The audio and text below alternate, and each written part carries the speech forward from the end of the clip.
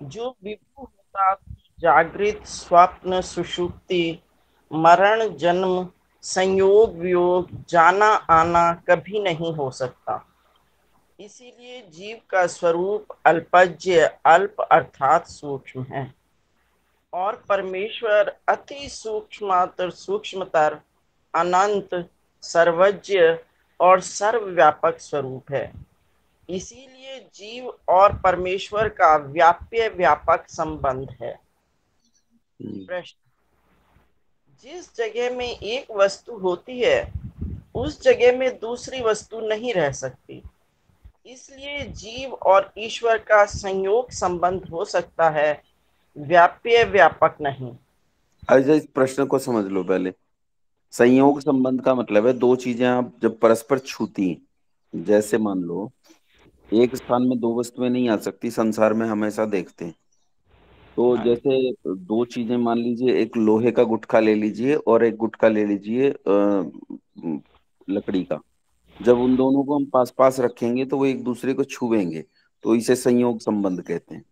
व्याप्य व्यापक संबंध कहते हैं जब एक चीज में दूसरी चीज अंदर अंतर्निहित समाहित हो जाए, तो उसे व्याप्य व्यापक संबंध कह सकते हैं। तो यहाँ इन्होंने तर्क दिया है, तर्क उठाया है, मतलब प्रतिपक्षी का तर्क उठाया है ऋषि दयानंद ने, कि एक स्थान पे दो वस्तु आ नहीं सकती, तो जहां परमात्मा है वहां जीवात्मा नहीं हो सकता, जहां जीवात्मा है वहां परमात्मा नहीं हो सकता, इसलिए उनमें संयोग संबंध होना चाहिए, ना कि व्याप्य व्यापक संबंध। अब उत्तर देंगे इसका उत्तर। उत्तर, यह नियम समान आकार वाले पदार्थों में घट सकता है, हम्म। असमान आकृति में नहीं। हम्म। जैसे लोहा स्थूल, अग्नि सूक्ष्म होती है, इस कारण से पीछे में विद्युत अग्नि व्यापक होकर एक ही अवकाश में दोनों रहते हैं। हम्म। वैसे जीव परमेश्वर में स्थूल और परमेश्वर जीव में सूक्ष्म होने से परमेश्वर व्यापक और जीव व्याप्य है। जैसे यह व्याप्य व्यापक संबंध जीव ईश्वर का है, वैसे ही सेव्य सेवक, आधार आधेय, स्वामी भृत्य, राजा प्रजा और पिता पुत्र आदि भी संबंध है। देखो, संबंध कई तरह के बता दिए, लेकिन यहाँ कहा कि जो स्थूल वस्तु है उसमें सूक्ष्म वस्तु जो है वो व्यापक हो सकती है। जैसे अग्नि, लोहे में अग्नि व्यापक हो जाती है। जैसे लोहा ठोस वस्तु है, लेकिन आग में डाल दो तो कुछ देर बाद क्या होता है कि अग्नि उस लोहे के अंदर घुस जाती है और वो लोहा भी अग्नि की तरह दमकने लगता है। तो अग्नि पूरे लोहे में व्यापक हो गई। इससे पता चलता है कि सूक्ष्म होने से अग्नि स्थूल लोहे में जैसे व्यापक हो जाती है, वैसे ही परमपिता परमात्मा जीव जो कि परमात्मा से स्थूल है उसके भीतर व्यापक हो जाता है ना। और वो फिर कहा जैसे ये संबंध है वैसे ही अन्य संबंध भी बताए, कि कुछ और संबंध भी हैं ईश्वर के और जीव के। एक तो सेव्य सेवक संबंध, यानी जिसकी सेवा की जा सके वो सेव्य, और जो सेवा करने वाला है वो सेवक। तो जीवात्मा सेवक है और ईश्वर सेव्य है। आधार आधेय, स्वामी भृत्य। आधार आधेय मतलब एक तो आधार हो गया, एक आधेय हो गया, है ना, जिसके लिए आधार है। और स्वामी भृत्य यानी जैसे नौकर मालिक का संबंध है, राजा प्रजा का संबंध है, पिता पुत्र का संबंध है, ये संबंध भी ईश्वर के और जीव के हैं। ये आगे। भी ईश्वर और जीव जैसे ही हैं। हाँ, ये भी ईश्वर और जीव के संबंध व्यापी क्यों? है। इसमें कैसे वो ये एग्जाम्पल बनेगा कि सेवक में सेव्य? नहीं, नहीं गाते, तुम सेवक हम स्वामी, तुम स्वामी हम सेवक, कृपा करो भरता, गीत हम्म, नहीं गाते लोग। ये पिता पुत्र मतलब जैसे इसमें ये समझ नहीं आया कि इनके संबंध व्याप्य व्यापक वाले कैसे हो गए। नहीं, व्याप्य व्यापक वाले नहीं है, ये अलग संबंध है। हाँ, यही कहा कह कि रहे। जैसे जैसे व्याप्ति व्यापक संबंध भी है, उसके अलावा भी कई संबंध है। मतलब ये संयोग संबंध कहलाएगा। नहीं, संयोग संबंध अलग प्रकार का संबंध हो गया। पिता पुत्र का संबंध अलग प्रकार का संबंध हो गया। व्याप्य व्यापक संबंध अलग प्रकार का संबंध हो गया, ये अलग प्रकार के संबंध है। लेकिन ईश्वर के जीव के साथ कितनी तरह से संबंध हो सकते हैं, तो इतनी तरह से हो सकते हैं। जैसे माँ के साथ पुत्र के कितने संबंध हो सकते हैं। माँ के साथ पुत्र का संबंध हो सकता है भाई, वो खिलाती है वो खाता है, एक संबंध ये हो गया। वो स्नेह करती है, इसका स्नेह होता है, ये दूसरा संबंध हो गया। वो मारती है, ये पिटता है, ये तीसरा संबंध हो गया। तो ऐसे बहुत सारे संबंध माता और पुत्र के हो सकते हैं, वैसे ही परमात्मा के और जीवात्मा के बहुत सारे संबंध हो सकते हैं। ये अलग अलग, सबकी क्वालिटीज अलग अलग है, सबका प्रकार अलग अलग है। अच्छा, ब्रह्म और जीव जुदा हैं व एक? अलग अलग अलग है ये एक। तर अलग। अलग अलग, हाँ। प्रश्न, जो पृथक पृथक हैं तो प्रज्ञानम ब्रह्म, अहम ब्रह्मास्मि, तत्वमसि, अयम आत्मा ब्रह्म, वेदों के इन महावाक्यों का अर्थ क्या है? देखो, उत्तर, यहाँ जीव जीव और ब्रह्म की एकता की बात चलती है पूरी दुनिया में। एक अद्वैत मत चलता है, अद्वैत मत ये मानता है कि जीव ब्रह्म ही है, ब्रह्म का ही अंश जो है वो जीव है, जीवात्मा है। जीव और ब्रह्म अलग अलग नहीं है।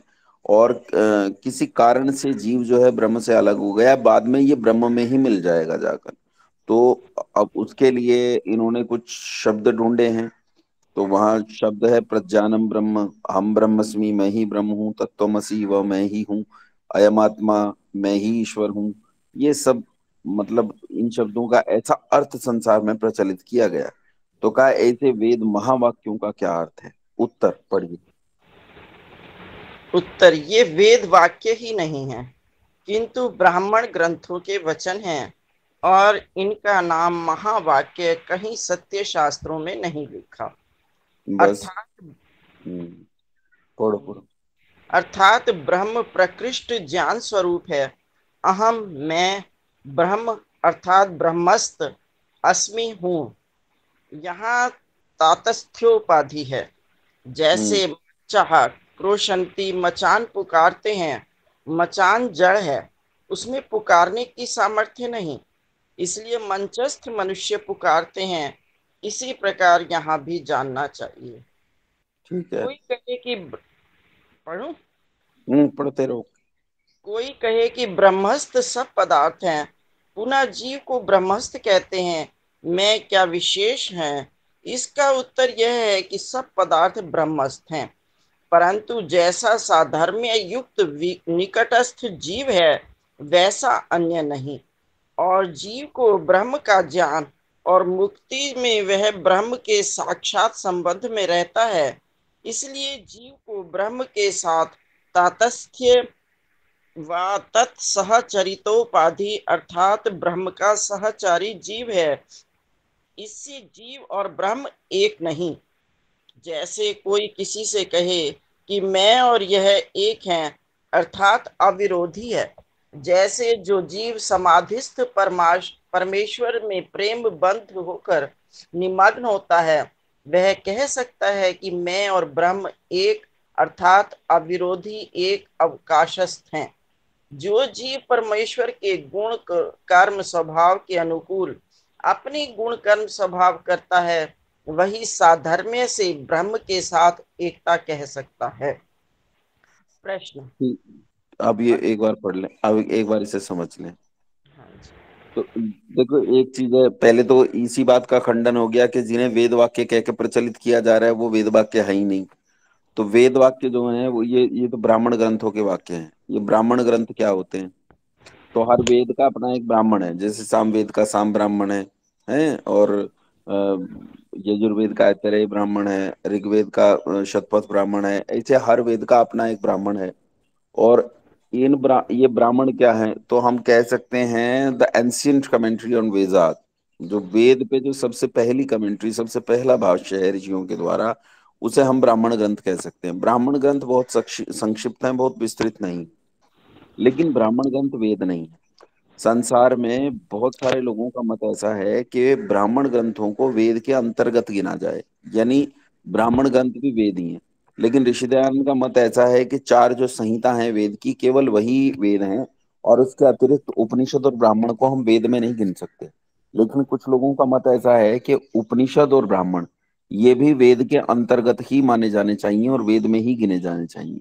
लेकिन ये वेद में नहीं गिने जाते हैं। ऋषि दयानंद केवल चार संहिताओं को वेद में गिनते हैं और इन्हें वेद में नहीं गिनते हैं। और हैं भी संहिताएं ही वेद, ये वेद है नहीं। तो इसलिए एक तो ये वेद में नहीं है। दूसरी चीज ये है, महावाक्य कहाँ लिखा है? इन्हें तुम अपनी तरफ से कुछ भी कह लो कि महावाक्य है, फिर इनके अर्थ क्या है? अर्थ तुमने गलत कर दिया। अहम ब्रह्मस्मि शब्द का अर्थ है कि मैं ब्रह्म में स्थित हूँ। अब मैं ब्रह्म हूँ, ये बात नहीं बनती है। कैसे नहीं बनती है? बोली जैसे मंच पे बैठा व्यक्ति जब चीखता है तो नीचे खड़े लोग कहते हैं देखो मंच पुकार रहे हैं, तो मंच नहीं पुकार रहे, मंच पे बैठे लोग पुकार रहे हैं, है ना। तो ये कक्ष कितनी तेज चीख रहा है, कक्ष नहीं चीख रहा, कक्ष में उपस्थित लोग चीख रहे हैं। ऐसा आम व्यवहार में देखा जाता है। तो अहम ब्रह्मस्मि का मतलब है ब्रह्म में स्थित हूँ, मैं ईश्वर में स्थित हूँ, ये उसका अर्थ हो जाता है। लेकिन हम लोगों ने उसका अर्थ अलग कर दिया।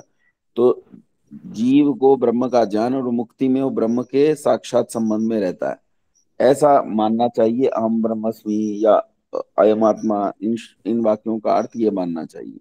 तो ईश्वर की जीव के साथ जो जो स्थिति है वो तत्सहचरितोपाधि यानी साथ साथ रहने वाली है, कि वो उन चीजों में उसके साथ रहता है, ब्रह्म का सहचारी है। जीव और ब्रह्म एक नहीं बल्कि साथ साथ रहने वाले हैं।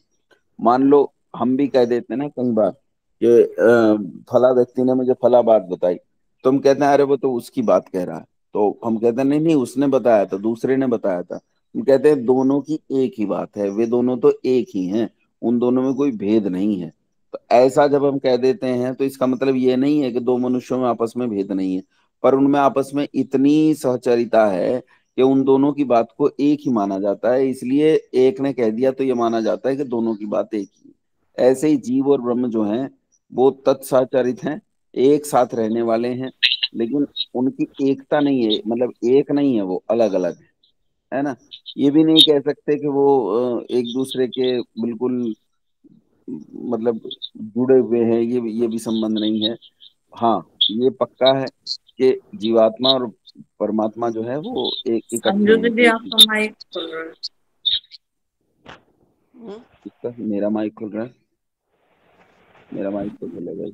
अंजू दीदी का लेकिन सीटी सी आ रही थी। अच्छा अच्छा, हाँ नहीं आ रही थी, ठीक कह रही है। आ रही है।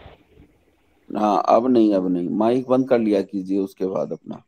सही अच्छा कह रही है, सीटी जैसी आवाज आती है सबको। तो अच्छा। समाधिस्थ जीव जो है वो ईश्वर में मग्न हो जाता है लेकिन ईश्वर नहीं हो जाता। चलो आगे पढ़ो।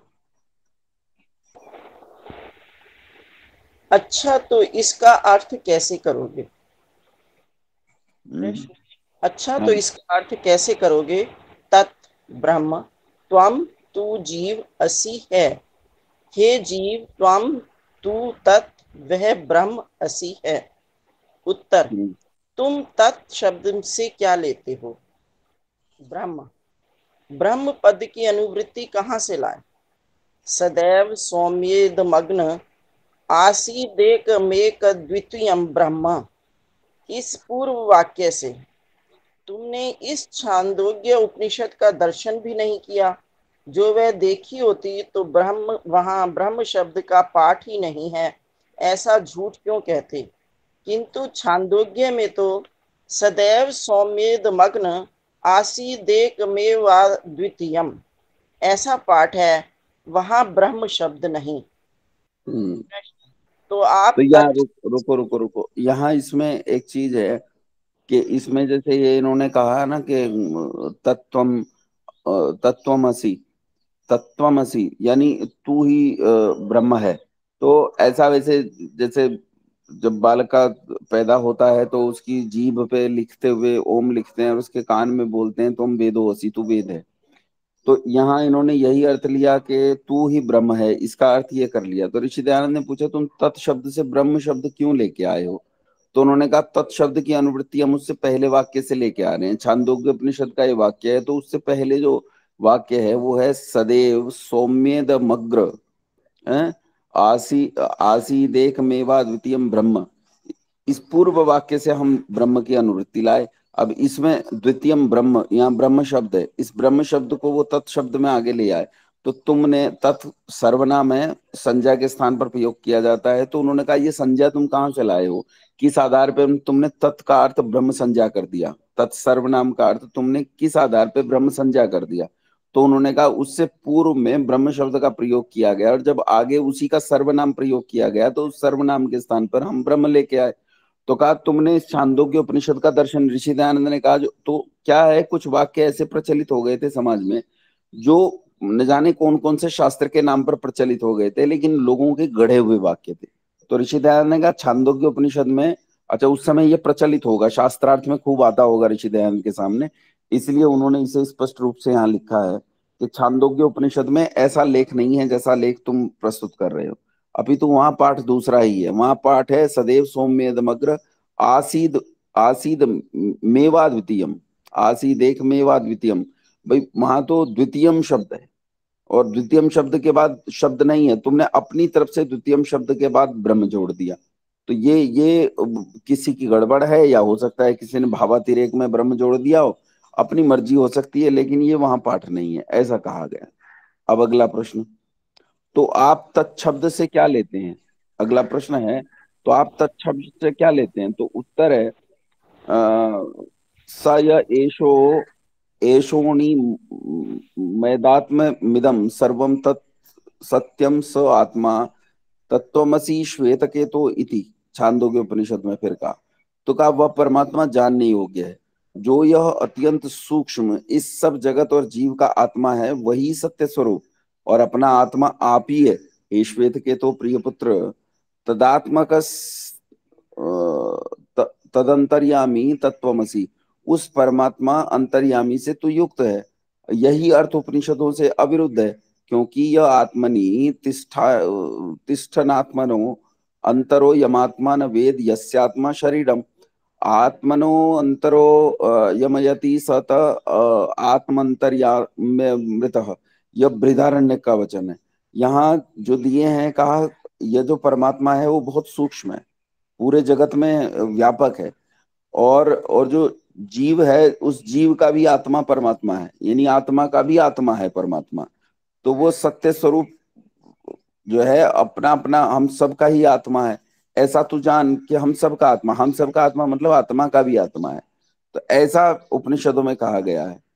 तो यह बृहदारण्यक उपनिषद का कथन है, अंतिम वाला जो कहा। तो ऋषि याज्ञवल्क्य अपनी स्त्री मैत्रेयी से कहते हैं, ऋषि याज्ञवल्क्य आपने पढ़ा होगा, छांदोग्य उपनिषद में बार बार आता है। ऋषि याज्ञवल्क्य की दो पत्नियां थी, एक माता कात्यायनी थी और एक माता मैत्रेयी थी। माता मैत्रेयी छोटी थी और बहुत विदुषी मानी जाती थी। तो कहा याज्ञवल्क्य अपनी स्त्री मैत्रेयी से कहते हैं कि हे मैत्रेयी, जो परमेश्वर आत्मा अर्थात जीव में स्थित और जीवात्मा से भिन्न है, जिसको मूढ़ जीवात्मा नहीं जानता, वो परमात्मा मेरे में व्यापक है। जिस परमेश्वर का जीवात्मा शरीर अर्थात जैसे शरीर में जीव रहता है, वैसे ही जीव में परमेश्वर व्यापक है। मतलब जैसे हमारे शरीर में जीवात्मा व्यापक है, वैसे ही उस जीवात्मा में परमात्मा व्यापक है। तो जैसे जीव में जीव रहता है, वैसे ही जीव में परमेश्वर व्यापक है। जीवात्मा में भिन्न रहकर जीव के पाप पुण्यों का साक्षी होकर उनके फल जीवों को देकर नियम में रखता है, वही अविनाशी स्वरूप तेरा भी अंतर्यामी आत्मा अर्थात मेरे भीतर व्यापक है। उसी को तू जान। क्या कोई इत्यादि वचनों का अन्यथा अर्थ कर सकता है? अयम आत्मा ब्रह्म अर्थात समाधि दशा में जब योगी को परमेश्वर प्रत्यक्ष होता है, तब ये कहता है कि वह मेरे में व्यापक है, वही ब्रह्म सर्वत्र व्यापक है। इसीलिए जो आजकल के वेदांती जीव ब्रह्म की एकता करते हैं, वे वेदांत शास्त्र को नहीं जानते। वेदांत एक दर्शन है, तो कहा वे वेदांत दर्शन को नहीं जानते। अपितु समाधि अवस्था में योगी को जब परमेश्वर का प्रत्यक्ष होता है, तो वो ये कहता है कि देखो परमात्मा मुझ में व्यापक है, और उन्होंने ये मान लिया कि वो ये कहता है कि मैं ही परमात्मा हूँ। तो ये नवीन वेदांतियों का मत है, लेकिन वेदांत शास्त्र का मत नहीं है, उस ऋषि का मत नहीं है जिसने वेदांत शास्त्र लिखा। फिर प्रश्न है, अनेनात्मना जीवाना जीवे नानु प्रविश्य नाम रूपे व्याकरवाणी तत्सृष्ट्वा तदेवानु प्राविशत। ये तैत्तिरीयोपनिषद में कहा। तैत्तिरीयोपनिषद कहता है, परमेश्वर कहता है कि मैं जगत और शरीर को रचकर जगत में व्यापक और जीव रूप होकर शरीर में प्रविष्ट होता हुआ नाम और रूप की व्याख्या करूं। तो कहा जीव और शरीर में प्रविष्ट होता हुआ। अब देखो यहाँ कितनी गड़बड़ करी है। परमेश्वर ने उस जगत और शरीर को बनाकर उसमें वही प्रविष्ट हुआ, अर्थात श्रुतियों का अर्थ तुम दूसरा कैसे कर सकते हो? ये प्रतिपक्ष का प्रश्न उठाया ऋषि दयानंद ने। यहाँ बार बार लिखा है कि आत्मा और इस संसार को बनाकर मैं उसके अंदर प्रविष्ट होता हूँ। तो बार बार कहा, फिर आगे कहा तत्सृष्ट्वा तदेवानुप्राविशत, फिर मैं उसमें प्रविष्ट होता हूँ। लेकिन यहाँ एक विशेष बात है जो ऋषि दयानंद अगले उत्तर में खोल देंगे। देखो कमाल की बात, जो तुम पद पदार्थ वाक्यार्थ जानते तो ऐसा अनर्थ कभी ना करते।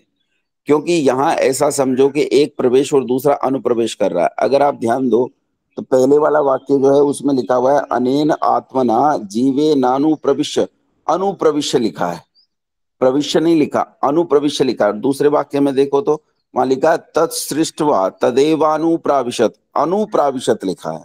तो उसका अर्थ ऋषि दयानंद ने क्या कि क्योंकि यहाँ ऐसा समझो कि एक प्रवेश और दूसरा अनुप्रवेश, अनुप्रवेश का मतलब है पीछे पीछे प्रवेश करता है, पश्चात प्रवेश करता है, यानी प्रकृति को बना के परमात्मा ने उसमें जीवात्मा को प्रवेश दिया और उसके बाद अनुप्रवेश यानी स्वयं प्रवेश कर गया। तो परमात्मा शरीर में प्रविष्ट हुए जीवों के साथ अनुप्रविष्ट होने के समान वेद द्वारा सब नाम रूप आदि की विद्या को प्रकट करता है और शरीर में जीव को प्रवेश कराकर आप जीव के भीतर अनुप्रविष्ट हो रहा है। जो तुम अनुशब्द का अर्थ जानते तो वैसा विपरीत अर्थ कभी ना करते। यह अनुशब्द का अर्थ है। प्रश्न है सोयम देवदत्तो य उष्ण काले काश्याम दृष्ट स इदानीं प्रावृट समये मथुरायाम दृश्यते। अर्थात जो देवदत्त मैंने उष्ण काल में काशी में देखा था उसी को वर्षा समय में मथुरा में देखता हूँ। यहाँ वह काशी देश उष्ण काल और मथुरा देश वर्षा काल को छोड़कर शरीर मात्र में लक्ष्य करके देवदत्त लक्षित होता है। वैसे इस भागत्याग लक्षणा से ईश्वर का परोक्ष देश काल माया उपाधि और जीव का यह देश काल अविद्या अल्पज्यता उपाधि छोड़ चेतन मात्र में लक्ष्य देने से एक ही ब्रह्म वस्तु दोनों में लक्षित होता है। इस भागत त्याग लक्षणा अर्थात कुछ ग्रहण करना और कुछ छोड़ देना जैसा सर्वज्ञत्वादि वाच्यार्थ ईश्वर का और अल्पज्यत्वादि वाच्यार्थ जीव का छोड़कर चेतन मात्र लक्ष्यार्थ का ग्रहण करने से अद्वैत सिद्ध होता है। यहाँ क्या कहोगे? मतलब इन्होंने कहा कि जैसे मान लो कोई ये कहे, जैसे मान लो मैं हूं तो योगेश जो है वो मुजफ्फरनगर में है और शाम के समय सुबह मुजफ्फरनगर में देखा था किसी ने योगेश को, शाम के समय दिल्ली में देखा। तो यहाँ दिल्ली और मुजफ्फरनगर को अगर छोड़ दिया जाए तो योगेश को देखा, ये आता है। तो ये एक तरीका होता है चीजों को देखने का कि योगेश के संबंध में बात चल रही है तो उसी योगेश की बात, दिल्ली में जो योगेश है वो भी वही योगेश है जो मुजफ्फरनगर में योगेश है। तो यहाँ वही कहा कि सोयम देवदत्तो य उष्ण काले काश्याम दृष्ट स इदानीम प्रावृट समये मथुरायाम दृश्यते। जो देवदत्त मैंने उषा काल में काशी में देखा था उसी को मैंने वर्षा काल में वर्षा समय में मथुरा में देखा। तो यहाँ काशी देश, उष्ण काल, मथुरा देश और वर्षा काल इन्हें अगर छोड़ दें तो शरीर मात्र में लक्ष्य करके देखा जाए तो देवदत्त ही लक्षित होता है। वैसे ही इस भागत त्याग लक्षणा से ईश्वर का परोक्ष देश काल माया उपाधि, मतलब ईश्वर की उपाधि इन्होंने करी है देश काल माया और उपाधि। देश तो स्थान को कहते हैं, काल मतलब समय, माया मतलब जो ये जो संसार है इसे माया कह रहा है। और इन इन तीन उपाधियों को अगर छोड़ दें तो सर्वत्र ईश्वर ही व्यापक है। ये जो जीव है ये भी ईश्वर ही है। जीव का भी देश काल अविद्या और अल्पज्यता, ये चार उपाधि अगर छोड़ दें तो फिर चेतन मात्र में लक्ष्य देने से एक ब्रह्म वस्तु ही सब तरह लक्षित होता है। यानी जो जीव के भीतर है वो चेतना है और परमात्मा जो सारे संसार में फैला हुआ है वो भी चेतना है, दोनों चेतना है। अब दोनों चेतना में इसने क्या किया, कहा ईश्वर में जैसे तुम सर्वज्ञ गुण देख रहे हो और जीवात्मा में अल्पज्य गुण देख रहे हो, यदि इनकी अल्पज्यता और सर्वज्ञता दोनों उपाधियों को छोड़ दिया जाए तो केवल चेतना मात्र रह जाती है और चेतना मात्र एक ही है, ये सारा का सारा ब्रह्म है, ये कहा। तो अब उत्तर दिया, प्रथम तुम जीव और ईश्वर को नित्य मानते हो या अनित्य मानते हो?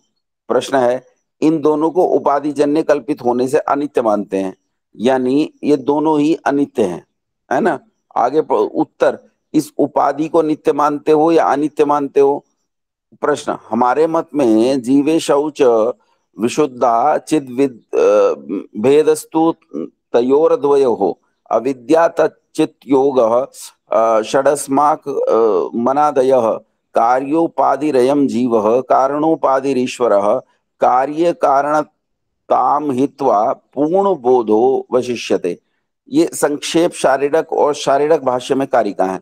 हम वेदांती 6 पदार्थ अर्थात एक जीव, दूसरा ईश्वर, तीसरा ब्रह्म, चौथा जीव और ईश्वर का विशेष भेद, पांचवा अविद्या अज्ञान, और छठा अविद्या और चेतन का योग, इनको अनादि मानते हैं। यानी अनादि कितनी चीजों को मानते हैं, तो कहा हम 6 चीजों को अनादि मानते हैं।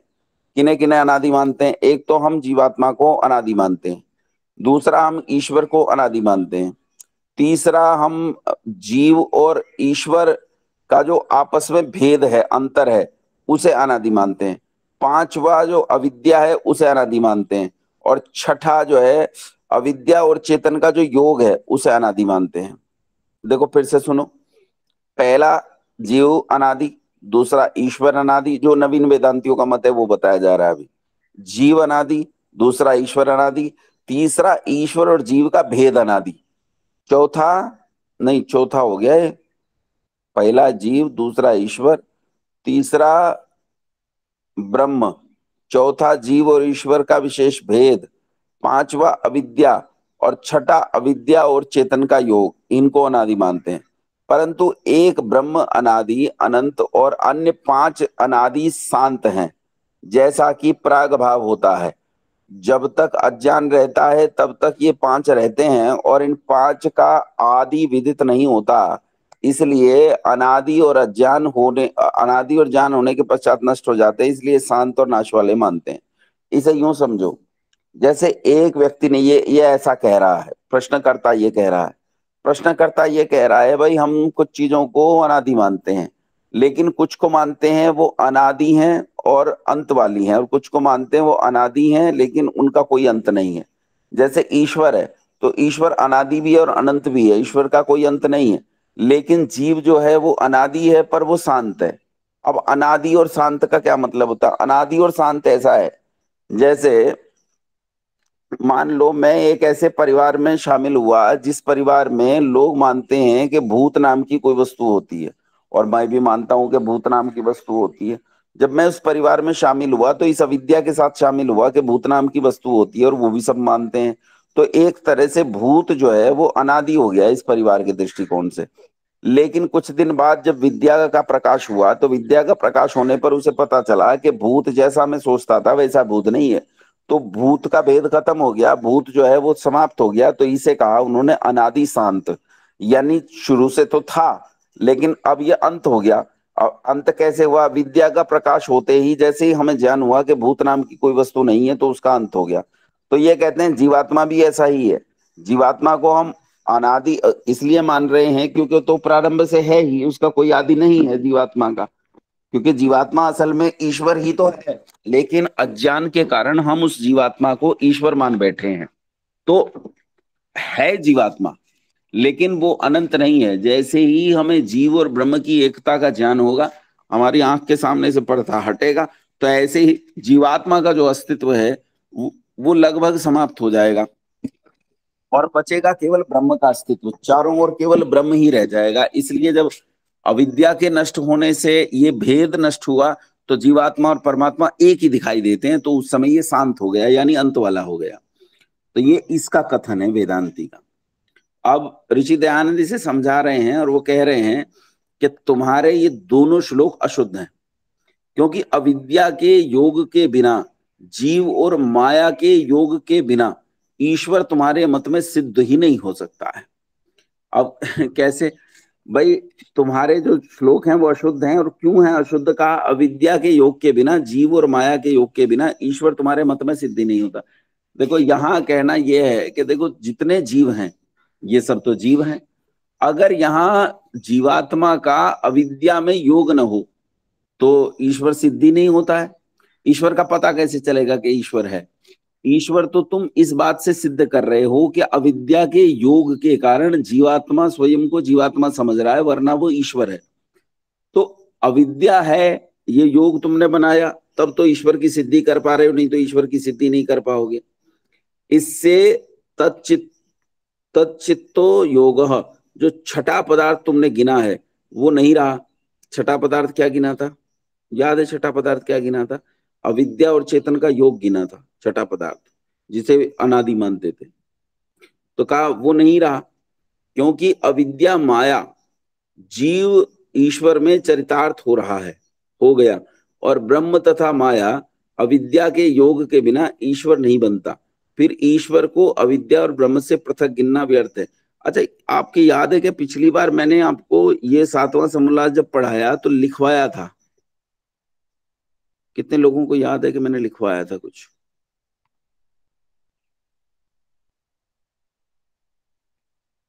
जो क्लेश तो लिखो मैंने अविद्या। इस मैंने इसमें क्या किया था कि पहले जो अद्वैतवाद है उस अद्वैतवाद को मैंने लिखवाया था, सारे को अद्वैतवाद पढ़ाया था। तो क्या कुछ लोगों को याद है कि मैंने लिखवाया था कुछ? लिखवाया था जी थोड़ा। है सविता बहन जी, याद है ना? जी लिखवाया था, थोड़ा सा देख लूँ मैं कहाँ लिखा।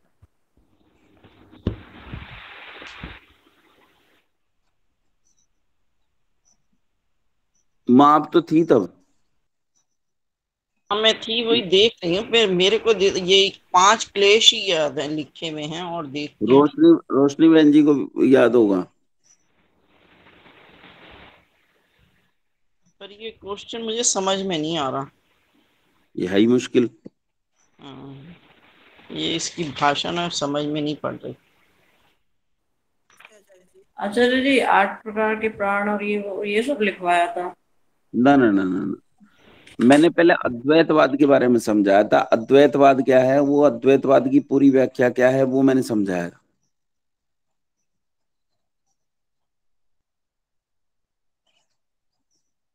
देखो मैं इसमें एक चीज कहता हूं कि अ, अद्वैतवाद जो है ना, या तो ऐसा हो कि पहले आप अद्वैतवाद को समझ लो, क्योंकि दोनों चीजों को इकट्ठा समझना बहुत मुश्किल है। ऋषि दयानंद का मत है त्रैतवाद का मत, और अद्वैतवाद वाद जो है वो एक अलग तरह का मत है। ऐसा कर लेते हैं, पहले हम अद्वैतवाद को पढ़ लेते हैं, तो उसमें हम अद्वैतवाद की सिद्धि कर लेंगे कि अद्वैत में जैसा अद्वैतवादी मानते हैं सच में वही कैसा है, वो उसकी सिद्धि कर लेते हैं।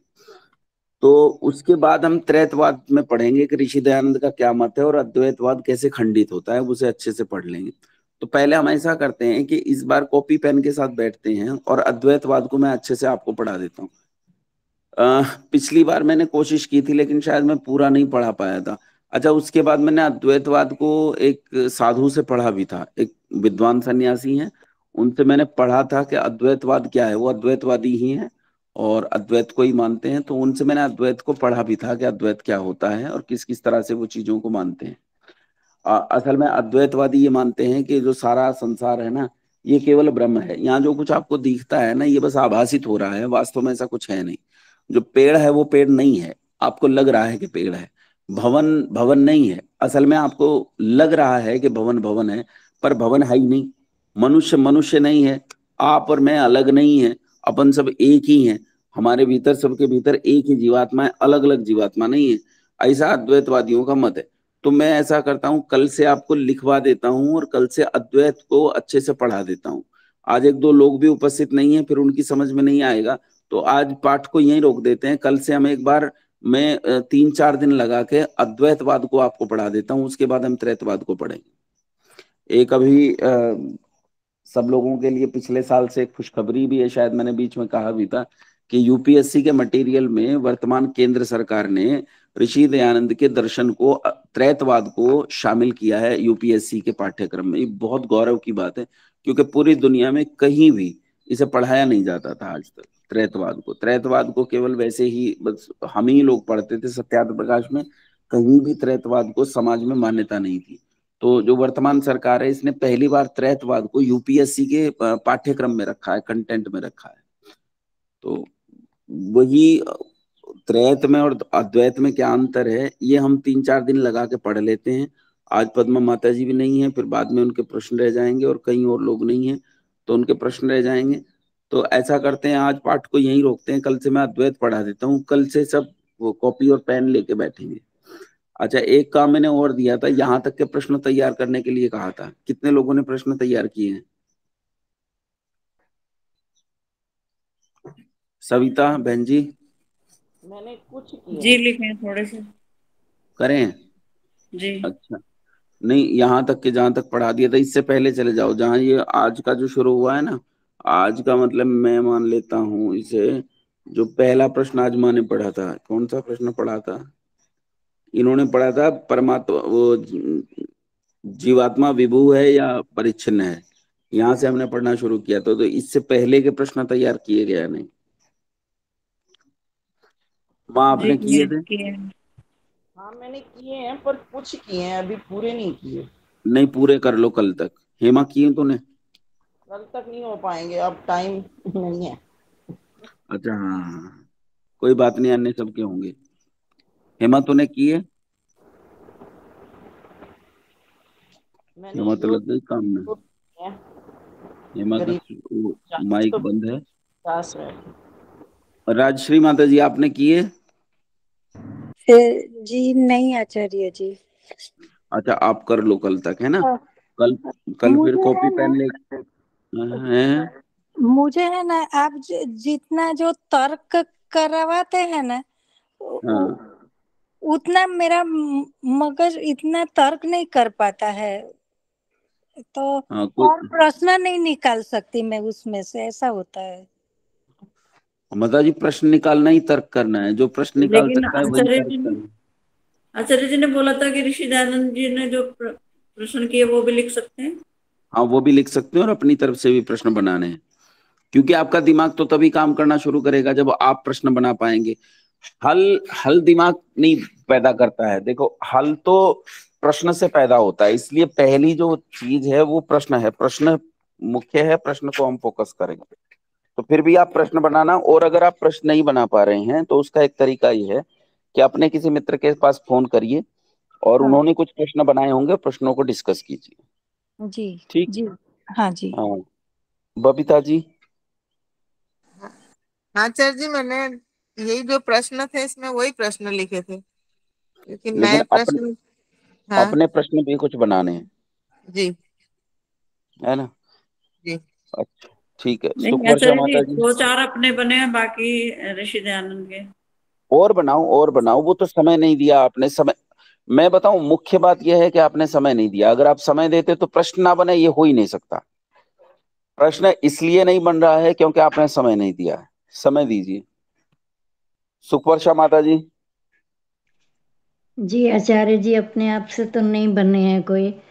मुझे तो समय यही नहीं लगता दिया। है कि आप ही अगर हमें प्रश्न ज्यादा बताएंगे तो फिर हम ज्यादा उसके आगे कार्य कर पाएंगे। आपको खाना बनाना आएगा ही नहीं। अगर मैं बना बनाया खाना देता रहूंगा आपको तो आपको खाना बनाना नहीं आएगा। आपको खाना बनाना सीखना है ना? मुझे कभी कुछ भी नहीं आता बनाना। मैं चाय भी नहीं बना सकता। उसका कारण है कि मुझे जीवन भर बना बनाया खाना मिलता रहा, इसलिए ऐसा हुआ। अगर मुझे बना बनाया खाना ना मिलता और कभी बनाना पड़ता तो मुझे खाना बनाना आ जाता।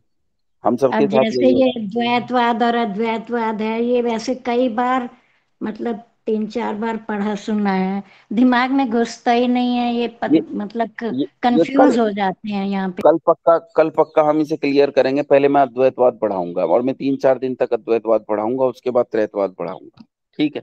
आदर्श बहन जी, यहाँ तक के प्रश्न बनाए थे? नहीं भ्राता जी, मैंने नहीं बनाए अभी। गलत बात है नहीं? बनाओ इन्हें।